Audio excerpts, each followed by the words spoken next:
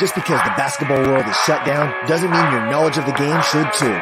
Sports Business Classroom is here to go in depth on a different area of the business of basketball each week. Coming to you live from his home office, here's your host, Beau Estes. Hi, hello, and welcome everybody inside the SBC web show. My name is Beau Estes, coming to you this week from St. Simon's Island in Georgia, and we got some big guests for you. As you can see on your screen right here is the senior writer for Bleacher Report. Of course, we're talking about Rick Bucher. How you doing, Rick? I'm doing well, Beau. Good to be with you. Yeah, good to be with you as well. Todd Ramasar. He's a player agent. He's got all-star clientele. He's the CEO of Life Sports Media and Entertainment. Todd, how are you? I'm doing great, Beau. Thanks for having me. Yeah, thanks for joining us. Before we get going, first of all, we wanted to say thanks to all those people who are keeping us safe during this pandemic. I'm talking about the doctors. I'm talking about the nurses, everybody. It's a tough time for individuals, families, businesses as well. So if you're bringing positive energy, if you're bringing solutions, we thank you, and we really, really do salute you. And as a reminder, since this is the SBC web show, go to Sports Business Classroom. It's an educational, immersive training experience. It's sportsbusinessclassroom.com. The application process has begun for our virtual conference. So please register today. August 5th through August 10th is what we're looking at. It is, of course, subject to change, but we want you to be a part of it. It's a wonderful, wonderful experience, and we're putting together a huge program this year, headed up, of course, by Larry Kuhn. So join us and head over to sportsbusinessclassroom.com. Now, let's get you started with the show today. Question one, guys, and Todd, I wanted to start with you. It looks like we're coming back July 30th. Let's just start with the human element. You've got players that you work with. Tell me about some of the concerns, safety, restart, all of those things, even from a family perspective. What are you hearing from your players?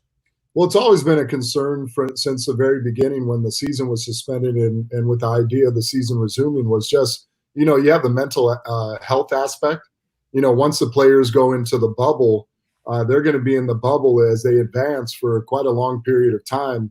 So aside from just the obvious of concerns with COVID and possible infection, even within the bubble, even with all the medical protocols in place, there's also the mental health aspect of just being on a campus or a quarantine area, even there at the Disney World Resort for a long period of time that could be, could have its effects on the players.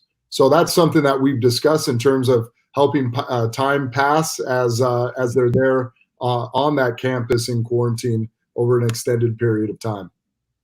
Rick, behind the scenes, what are some of the biggest concerns from teams and players about going into that bubble, what life's going to be like in that bubble? And man, there's going to be some sacrifices needed to pull this off, right?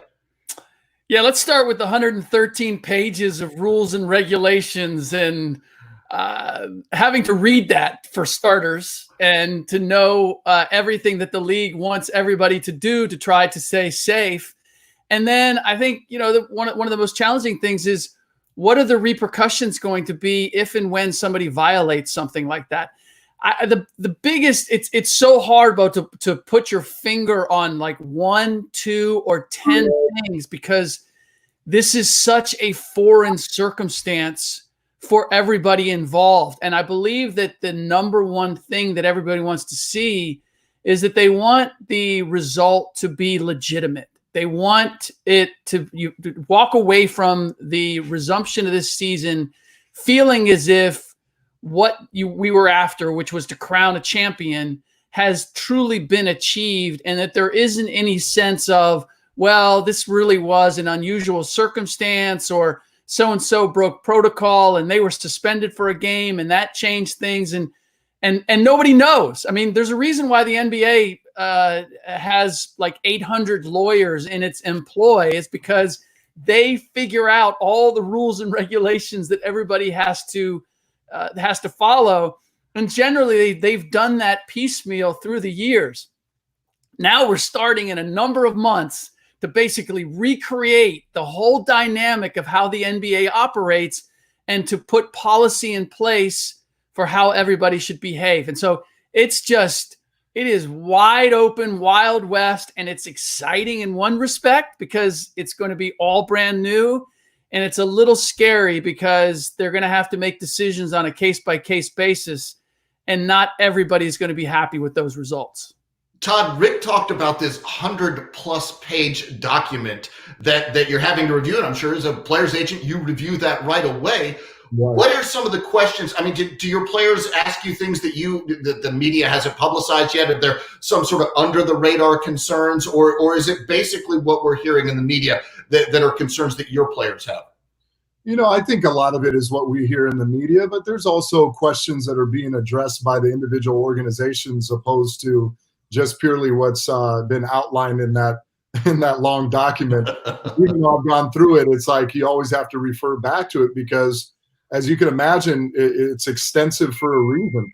I think Rick just touched on it. This is, unknown territory. This has never happened in the league's history, and God willing, it never happens again. But you got to be a little open-minded, or at least I am, to the fact that it's not going to be foolproof, right? There's going to be things or policies that are going to be changed as the season goes along within this bubble until an NBA champion is crowned in September or October in the finals. But the questions are ongoing. I know my clients are asking a ton of questions. Even the clients that aren't even participating in the season resuming are asking questions in the form of curiosity. But a lot of what we're going to see, I think, transpire in the next few months is also setting a tone for what we should anticipate come next season, which when you think about next season, it's really 5 to 6 months from now, later this year.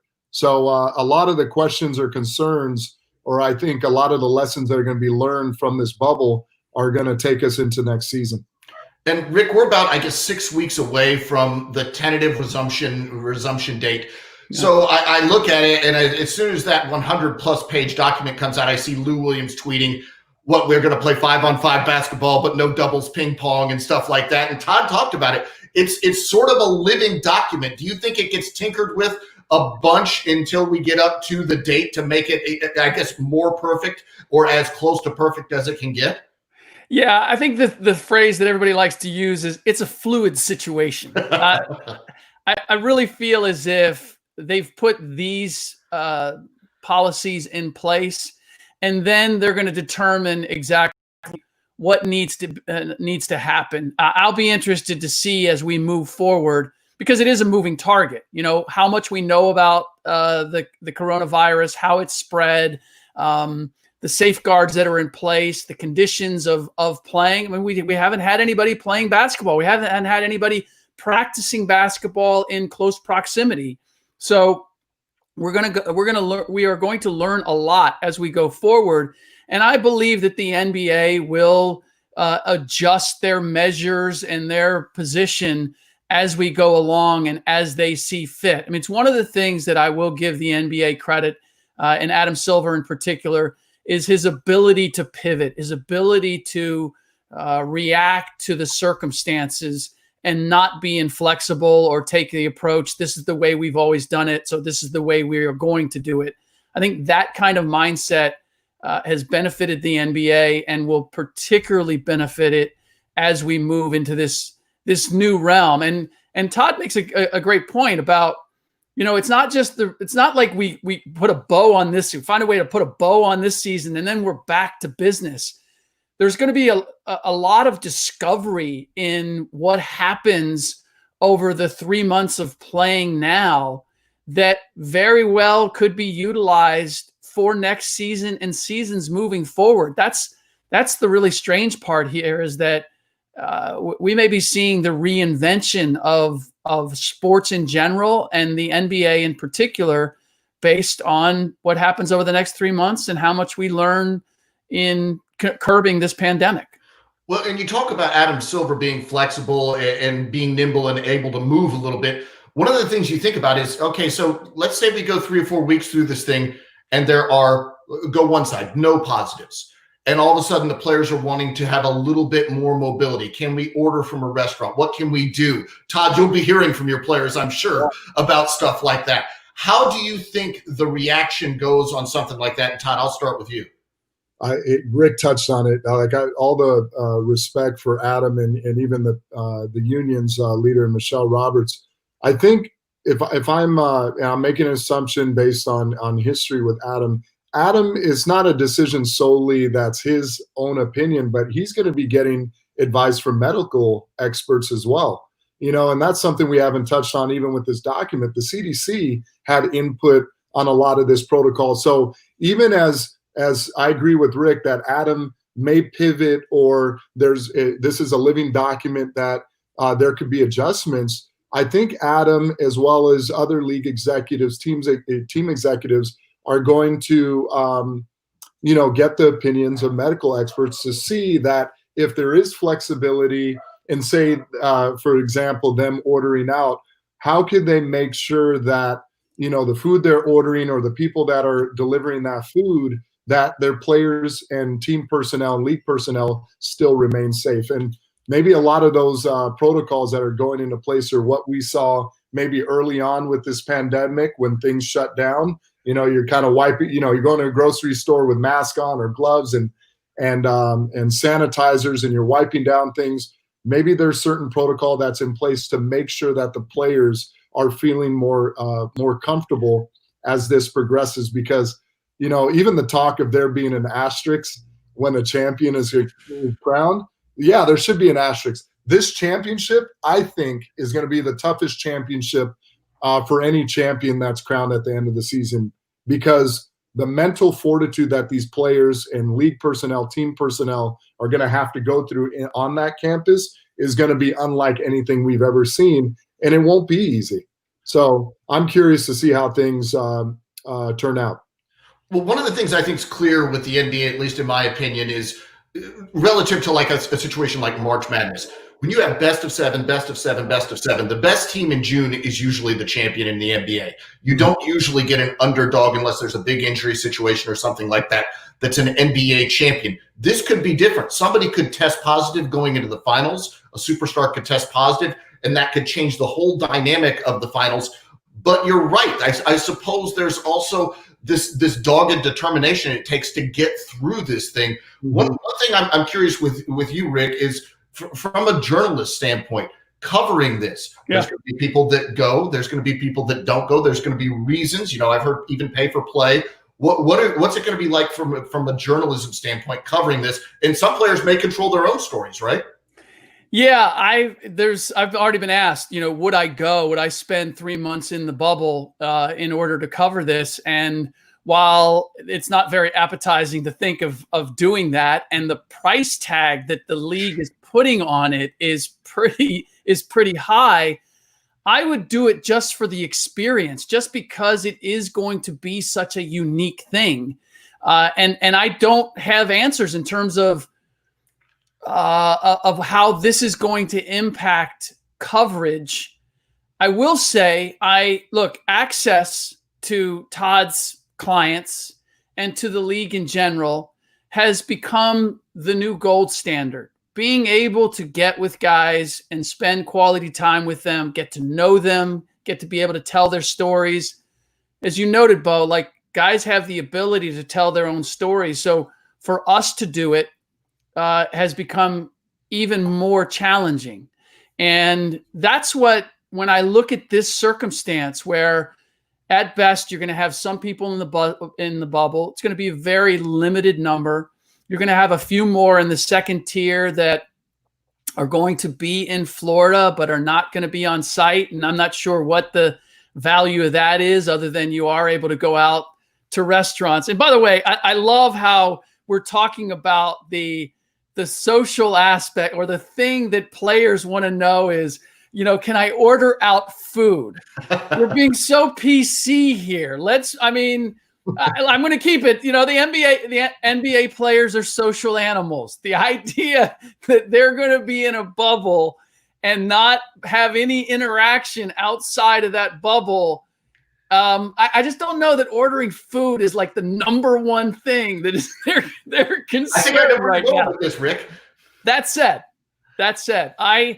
my concern is where this goes as far as the intimacy between the media and the league and the players, because I will tell you, first of all, basketball was one of my first loves just as a game, but the NBA and its accessibility and the personality of the players and their just that interaction, being able to know them and see them, was one of the things that attracted me. I started out my career, I covered the NFL, the 49ers in their heyday. So I had the opportunity, but it wasn't the same.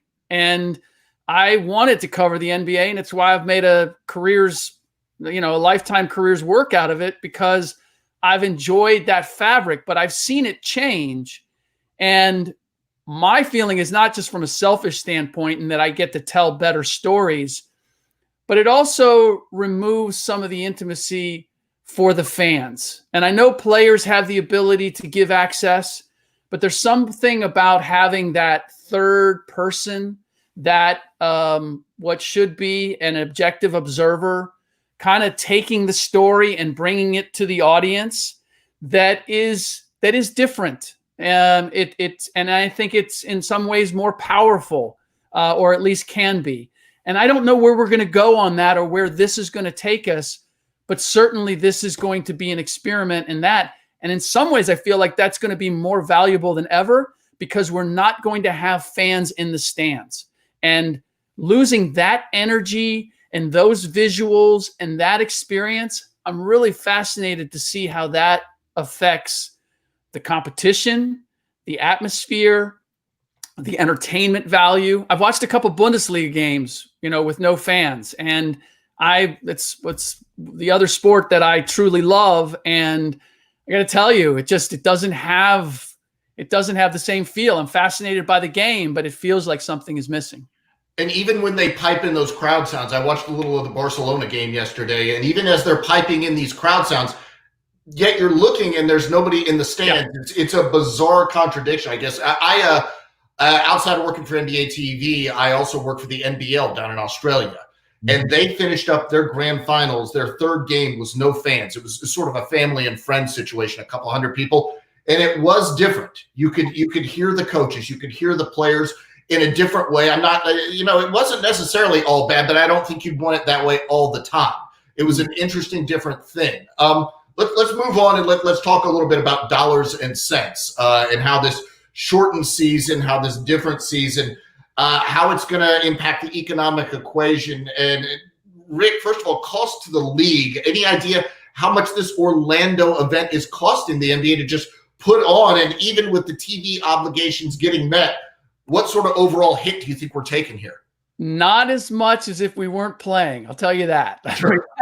That's number one, because, and I think Adam estimated that if it was a full stop now and we didn't resume the season, out of the $10 billion annual industry that the league is, we'd be looking at a loss of as much as $4 billion. And so it's vital that they come back and play. It's the difficulty here in assessing the cost. Obviously, you got to take the whole balance sheet out, because there are some costs that you don't have. You don't have the travel costs that you would normally have. You do have the medical testing that is involved. I don't know where you go with the hotel and the accommodations and all of that. So, the security, it's how does it balance out? And then you don't have fans, so you're not selling those tickets. You're not selling the same level of merchandise, parking, etc. I don't have an exact figure, and I dare say that the league really doesn't know where the bottom line is going to stand at the end of this. Todd may have more insight into this than I do, but from everything I know, they don't want to have to give back money. They want to satisfy the broadcast partners, because that's the biggest chunk here. And if they can do that, are they going to have a net loss? Yeah, without question, there's going to be a net loss. I don't think it's a function of having to bring everybody and be in Orlando, though. That's the biggest that's the biggest cost here. I think it would simply be not playing games and the revenue lost as opposed to the cost of putting these games on. I think that's the big factor here when we talk about where they are financially. Todd, you've got to have one of the toughest jobs out there right now with the uncertainty, advising players with the economic situation. What should you do? What's the market going to look like with this situation down in Orlando? What would it have looked like without it? So what kind of hit do you expect guys to take, and what sort of advice are you giving players? Because again, it's something I'm sure you're having to research day and night to figure out a good answer. The conversation, the conversations have always been ongoing. I mean, if we zoom outside or look outside of the NBA before COVID, we were due for a recession anyways economically. So I'm always talking to my guys about being wise with their investments or saving money and being thoughtful about their spending. With COVID, for all the reasons that we're anticipating, it's triggered a recession.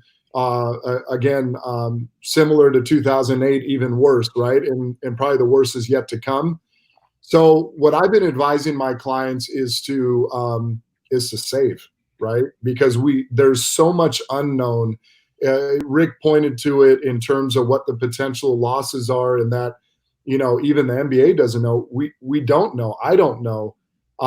There's been conversations about, what free agency is going to look like this summer. Well, we don't even know what the cap is. And in situations, even for, a client that I have, a Pascal Siakam, where a max extension was negotiated for him, he's at 25% of the cap. Well, we don't know what the cap is, so I can't even tell Pascal what we anticipate his max contract is going to be. I think there's a lot of ideas being discussed that aren't just as it relates to the resumption of this season, but also what we can anticipate for next season and subsequent seasons. And the at least the common theme or consistent theme that I'm telling to my clients is be conservative and save as much as possible, because it's unknown from the NBA standpoint. And if it's unknown from the NBA standpoint, as well as the union, then it's going to be unknown from our standpoint until they've done that audit. Once we've hopefully crowned a champion this season, to see how much revenue could be generated from the remainder of the season, and then look and see what things are going to look like going into next season. And then to add to that, again, COVID isn't behind us, right, guys? We're all in agreement about that. We're seeing an increase in certain states in terms of the infections now, and they're saying that's not even the second wave. The second wave is to come in probably mid-fall, early winter. So how is that going to impact even the start of next season? So there's all these questions that I have, and I think a lot of questions that are unanswered, even from a medical standpoint, a league standpoint. I think all we could do collectively is do the best job we can be. And again, I'm looking forward to the season resuming, not from the standpoint of putting our players or league personnel or anyone at risk, but the fact that, it's progress, I think, in terms of seeing the season resume in a lot of cases, no different than what Adam and the NBA has done. It sets a precedence maybe for even some other leagues, even outside of our own league, moving forward in terms of how we should approach this now and even in the future. Rick, Todd talks about players being conservative with their money and how that's a smart idea. In your career, have you encountered anything similar to this? It seems tough to imagine, but I think about a guy like Kyrie Irving. The way he approaches this situation must be different than the way a teammate like maybe a Theo Pinson, who wasn't ever drafted and is on his first year of a real NBA contract, could approach a situation like this, right? Oh yeah, there are guys out there who, when this whole idea of maybe we shouldn't play, the rank and file, there's guys that potentially are losing money and will lose money in this that they will never see again. Sure. The percentage of players who can survive this, or everybody's going to lose money, but when you're making 100 million and you lose 10, it's a little bit different than if you're making 10 million and you lose 1. That has a significant difference. And I know that sounds like a lot of money to a lot of people in all regards, but you're talking about, this is the nut that these guys are, they may never be able to earn this kind of sum of money again. And I think about one of the guys, I'm blanking on his name now. He signed for the remainder of the season with the Golden State Warriors. He was a G League guy. And what he was going to make per game was what he was making per month in the G League. And who knows if he's in the league next year, but that was a big chunk of money for him. That's a life changer. That's a nut that allows him to move forward in a different way. And there are more of those than there are the Kyries. So it is going to be interesting. And this is what I'm curious about, Todd, and I'd be interested in your view of this. I feel as if like the players understood, not only for their own pocketbooks, that we need to come back and play, but that if the league didn't find a way to resume, that the owners were going to pull the plug on this collective bargaining agreement. And because of the economy at large, their ability to really leverage and squeeze the players and say, hey, enough with this 50-50. We just lost $4 billion. We're going to change the dynamic here that was going to set back the players for years. I just feel like that was right there, and that there were a lot of players that were conscious of that. And that was one of the motivations to say, let's find a way to get this back. The players, without question, are taking the greatest hardship. But I dare say that if we didn't come back and play, the hardship would have been even worse down the line and would have lasted a lot longer than 3 months. Were they aware of that, Todd? And are you making them aware of that? How does that go? Yeah, I think it's complex. It's not as simple as just saying that, but 100%.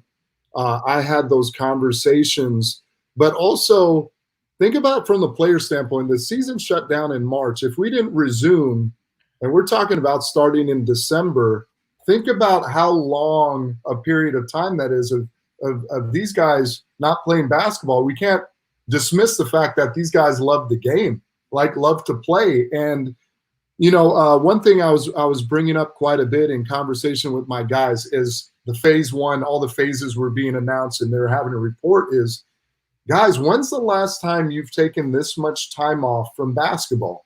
Someone could say, Todd, what do you mean time off? They're working out at home. And no, but they couldn't go out and play or get into their normal rhythm. And maybe this is the former player in me. Basketball players and athletes have an internal clock, right? As a basketball player, you're going to be playing through winter and spring. And that has been since the time you're probably 5 or 8 years old and you started playing. Well, that internal clock has been disrupted literally overnight from this virus. And now we're talking about resuming in a time period where normally, even with the NBA champion crown, that they would be in their off season. So you take that and you factor that into a season. If it was suspended altogether, that's a long period of time for the guys to be staying stagnant or not playing and being within the flow. So you have that aspect in terms of the love of the game and guys wanting to play and stay occupied with what the norm is or what they know. And then you have the financial aspect, which I think is sensitive from both sides. This is not a lockout or a strike or, an expiring CBA that you can anticipate years ahead of time and have a strategy about how you're going to approach that from the union and from the NBA standpoint. This is a pandemic that was literally thrust upon us in a very short period of time. And we have an active CBA. So I think both sides are talking in a way that's more collaborative than it is, say, adversarial that we would see in normal circumstances of a CBA negotiation. And thank God, again, we have leadership with Michelle and we have Adam where they have ongoing conversations, even in times when we're not facing a pandemic or times like this where they're coming up with solutions opposed to trying to leverage in favor of one side over the other. at least that's how I look at it. And that's, not only just for the health of the NBA right now, which impacts players and the individual teams, but the health of the league going forward, and really the relationship with the NBA and its owners with the players and the union as well. And Rick, Todd talks about that in internal calendar. I feel like this is my 26th year covering the NBA for Turner Sports. I don't know if you feel like it. This is when I'm supposed to be covering the finals right now. This is when I'm supposed to be watching those games, calling those highlights, stuff like that. And it just feels a little bit odd this whole time. So I get that. We talked about the teams that are going to Orlando. What about those 8 teams not invited? How does it affect those players? You see them on your screen now. Are they going to feel slighted? Does it affect their values as free agents? And, even Todd, you can jump on this. Yeah. If you're one of those players on those 8 teams that aren't going, does that affect you as a free agent because people aren't getting to look at you and there's that 9-month layoff you talk about, really? Yeah, I think it does affect them. To what degree, that's going to be an unknown. I think it's going to be one of those things once free agency comes and goes, and I could look and analyze it. I can maybe determine even better in hindsight, saying that this COVID not only impacted those players from them not potentially finishing out the regular season or even potentially making it to the playoffs, but then there's the financial impact of COVID and its effects on the CBA and the cap that are going to impact those players as well. But, I hear there's ongoing conversations. I think Steve Kerr may have brought it up. There's some other teams, other coaching staffs that are trying to figure out over the next few months how they could have their players in a gym in a team setting, or potentially even playing against other teams once the COVID levels are stabilized and things are really opening up state to state. Because again, if we look at the extended period of time, we're 3 months in, for there to be another several months that passes for those teams that aren't participating to not have a collective workouts as it relates to a team setting, or possibly even competing against other teams, that's going to be problematic. Because let's not forget, as we talk about our internal clocks as players or even as executives or media, it's like Summer League would normally be coming up in next week, right? And for teams, as the season is concluding, where you could evaluate your current roster, it also gives you an opportunity to continue evaluating your players that are either rookies or sophomores on your roster in a team setting, to see them, play against one another, including your newly drafted players. And we're losing that, right? As well as even incorporating some players from overseas to evaluate them on their roster. So there's going to be, again, this is very fluid. Over the next few weeks or months, there has to be opportunities, in my opinion, that the NBA is going to have to create with the teams on board to duplicate that to a certain degree, so that this offseason isn't completely lost to either the teams that are participating that are going to be out of the playoffs very early, or even the teams that are sitting right now not participating. There needs to be a solution for that. But in fairness to the league and the union guys, and for all of us, it's like a totem pole. You got to prioritize what's on top, which is the season resuming, and then address everything thereafter, like the NBA draft or off-season workouts or everything else, because this is all new territory for everyone involved. Yeah. Rick, we had Wizards GM Tommy Shepard on the show a few weeks ago, and this is when they were talking about maybe 20 teams and not 22 going. And so the Wizards were sort of on the fence there. And he said, we want to play. We want to be there and we want to play. So they did get to play. They're going to be down there. Do you think those teams that aren't down there, do you think they're going to feel a little bit shortchanged? Do you think they lose a little something? I don't, because I believe that the league is going to utilize this as a litmus test to determine how do you bring teams together, how do you make it work, and then they're going to take those 8 teams and they're going to give them an opportunity to compete at some point in the next 5-6 months before we get started again. So I'm having talked to a number of GMs that run those teams. That's what they're expecting, and there has been ongoing dialogue. And as Todd said, there's a pecking order. Getting the season restarted getting in a playoff, doing all that. I think that's number one. I still think it should have been maybe the 16 playoff teams, or maybe one team gets the opportunity to take a shot at that playoff spot. I think 22 is just a weird number with 5 in the West and 1 in the East. And I won't go into conspiracy theories as to why it was that way, but it's odd. I mean, it's just weird, right? Is it weird that we all smile and laugh when you say conspiracy theory and we nod our heads and know what you're talking about? Yeah, exactly. It's the big Z. Like, we gotta get the big Z, which since we're pulling the cat out of the bag, like, I don't even know what kind of shape Zion Williamson is in. Like, I mean, I understand the attraction, but I don't know what he's going to be and how long they're going to survive. I mean, honestly, if I look at the West, the Portland Trailblazers to me are the scariest team with their veterans, and you add Yusuf Nurkic and Zach Collins back into the mix. I think that they could be a very dangerous team. The 8 teams that are not playing, I believe that a big part of it is, like, I don't think the Golden State Warriors right now are upset at all that they're not coming back and playing, because they have, by and large, a veteran team. And if you look at those teams that are out there that had a veteran nucleus, and nobody has one that's been playing as much as the Warriors have. If you're a Chicago or you're in Atlanta and you have a young team, and like, this is a real disruption to you figuring out who do we keep and who do we develop and where do we go? But there are other teams that I think they're and the Warriors lead the parade. They're like, whew, we don't have to come back, like, because we're gonna have to play Steph. I mean, like, did Draymond, like, how would we make this legitimate and at the same time not compromise ourselves going forward? So bottom line is, the league will figure out a way to get those teams some action between now and the start of next season. But Todd mentioned the summer league. That's the other thing. It's a story that I'm planning on doing at some point, is looking at the impact of the lockout on the draft classes that came in, not having a summer league, not having the normal prep. And like, I looked back and it didn't have, like, there weren't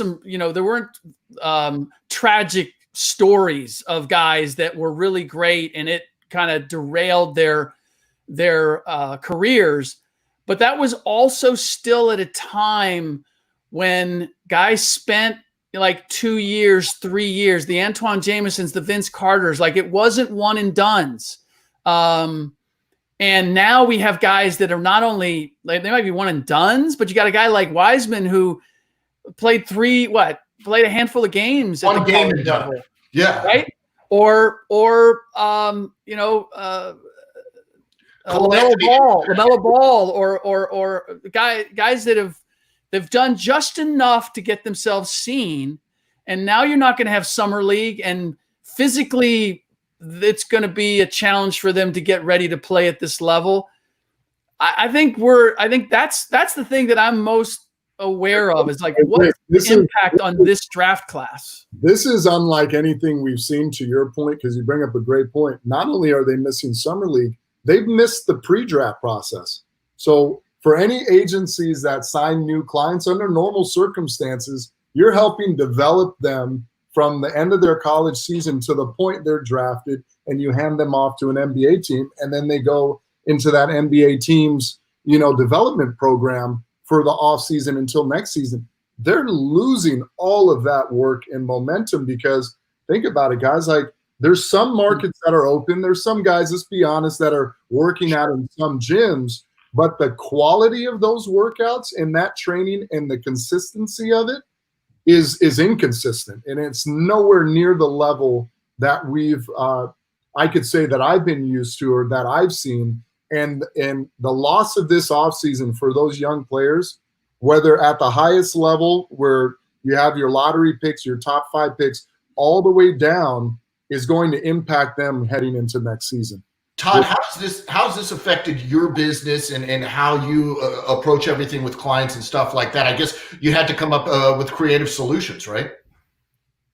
no question. And it's trying to take past experiences of the last crisis or the lockout and take all of those experiences and be creative and to be able to look around corners where otherwise my clients can't see. So again, we talked about the finances, be conservative in terms of the workouts, maintaining their workouts, both physically and then also mental health check-ins, because it's tough staying within your house for several months or in a confined area for a long period of time without having exposure to others or even exposure to the normal activities that you would normally be doing this time of year. These are all young men, and it's summertime. They're used to being in LA or Miami or New York or traveling abroad if you're an international player to go back home. They cannot do that right now, and they can't do it for the foreseeable future, right? And when you think, and then you take away basketball, which is a lot of these players escape. Think that's a tremendous blow. So at least for me, is like, even months ago, I was talking to I was talking to Pascal. Pascal was in Toronto, and obviously we know with the border issues in terms of traveling back and forth, that was an issue. And he was fine for a long period of time, but I knew at some point after several weeks, it was going to be tough because think about it, guys, these guys are celebrities. You can't just go, like, we may go walk in our neighborhood. You can't just go walk in that neighborhood, if you're in Toronto or anywhere else, because you'll have fans or other people approaching you. And that's just not, that's not normal. So again, is being able to talk to my guys, prepare them for things that they will soon anticipate in the coming weeks. And even with the bubble they're going into, is like going over a checklist of things that could help them stay occupied even within that bubble. So it's easier for them to maintain. And then for within that bubble, and then for the players that aren't participating, is figuring out solutions of training, staying on top of their physical conditioning, so that when December does roll around or things do open up for their teams, that they could have a hopefully seamless transition into those workouts and things are moving forward in some form or fashion that we're accustomed to. Guys, last thing I want to touch on before we let you go, we have a lot of sports business classroom students who are, they've worked their whole career, they're ready to launch their career, and all of a sudden this giant pause button hits the world. Rick, first of all, from a journalism media perspective, any advice for students who are wanting to go into a career now? What can you be doing during this downtime? How can you best be using your time to be ready when things open up again? Well, number one, I think there's a lot of media people that are available. So you think? If you want the opportunity to ask them for their advice, this is certainly a great time to do it. I also believe that just in general, but we're seeing it now more than ever, is that you don't necessarily have to work for an outlet in order to be able to chase stories, write stories, develop stories. The technology is there, and the ability to distribute it is there. And the circumstances are very different from when I started my career. But my number one goal was simply to have the opportunity to write and tell stories. For whoever, Shoppers Weekly, it didn't matter what it was. If someone was going to give me the opportunity to write a story and provide it to some sort of audience, I wanted that practice because I knew that was going to get me better. And Todd knows this with players. Like, you need your reps. Like, there is nothing that teaches you how to do the job other than the experience. Beau, you have the same thing. Like, being on TV, covering games, doing all that. There's no way to replicate that. Well, even with this full stop, this is actually, you're still telling stories, and you don't have the crutch of the game itself. Well, the reality is, in today's media, everybody gets to see the highlights. If you're writing or you're trying to do a story on the games, your audience has already seen them. They've already seen the highlights. You need to be able to tell the story behind that stuff. And those stories are still ongoing now and maybe even richer because the audience has more difficulty getting to them. So if you can tell one of those, then you really have something special. And my goal has always been, I want to tell you the story that if I didn't tell you, you wouldn't know about it. Right. Well, think about all these players and all these teams in their various silos dealing with issues and challenges that they've never dealt with before. That to me seems like fertile ground for being able to tell stories. And I dare say anybody out there with a little bit of determination and pluck is going to have the opportunity or should have the opportunity to tell one of those. Todd, there may be some parallels in your advice to students that want to be an agent or get into your line of work going forward with what Rick said. Any advice for our students who want to take that path at this paused moment for us? Yeah, I was actually going to echo some of the things that Rick has said. It's like this is it's so much different now than it was when I was coming up as a student or to be an aspiring agent or executive in sports. Is just the access through technology is for any student, I would say like the fact that you have access to even our conversation where we're sharing thoughts and ideas and even offering potential solutions to some of the problems that we're facing based on our collective experience, regardless of our background or what our actual title or position is invaluable, I think, if you're a student that's tuning in.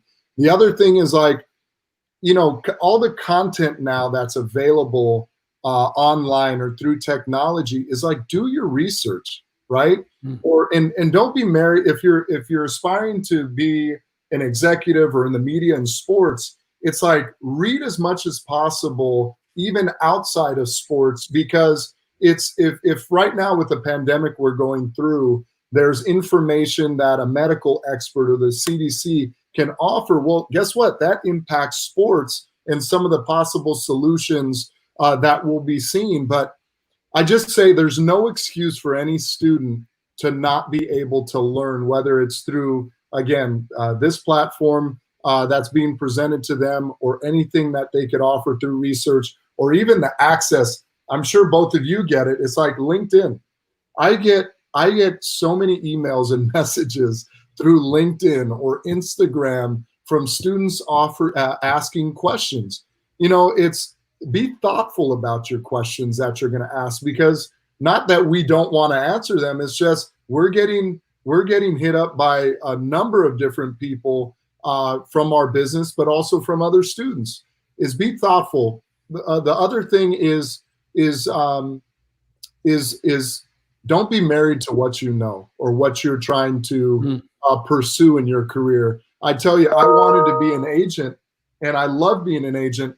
But once I got into the industry of being an agent in the sports industry, there was different things that were very attractive that I was never aware of as I had my sights on being an agent. So, be open to, if you're an aspiring agent, for example, be open to talking to general managers, be open to talking to media, be open to talking to sports attorneys, shoe executives, whatever the case may be. And you'll find that there may be some things out there that you're unaware of, because as I always say, you don't know what you don't know until you find out, right? Then it becomes more familiar. But I would just say stick to it. It's an industry that's tough because everyone wants to be in sports because that's their passion, but be persistent and be thoughtful and don't give up until you get to where you want to be. You don't know what you don't know. Now those words really ring true, Todd. Hopefully in 6 weeks, we do know something. We do know we'll be playing basketball if things continue to roll in that same direction. And we can have both you back to talk about how things go during this renewed NBA season. Rick Bucher, Todd Ramasar, thank you so much for joining us on the show today. And we want to remind all of you watching that we've got a full menu, a full slate of shows on the Whole Pass Hoops Network. Pickup Game with Seth Greenberg. That's live every Monday.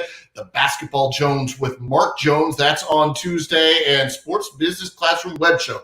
That's what you're watching right now. That's live every Thursday. Thanks for watching, everybody.